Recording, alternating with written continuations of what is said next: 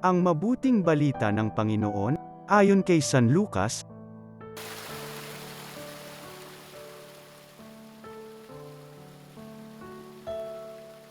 Malapit na si Jesus sa Jericho, at do'y may isang lalaking bulag na nakaupo sa tabi ng daan at nagpapalimos.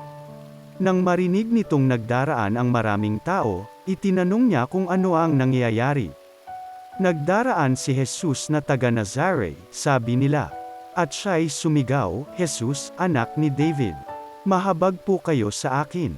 Sinaway siya ng mga nasa unahan. Ngunit lalo pa niyang nilakasan ang sigaw, "Anak ni David, mahabag po kayo sa akin." Kaya't tumigil si Jesus, at iniutos na dalhin sa kanya ang bulag.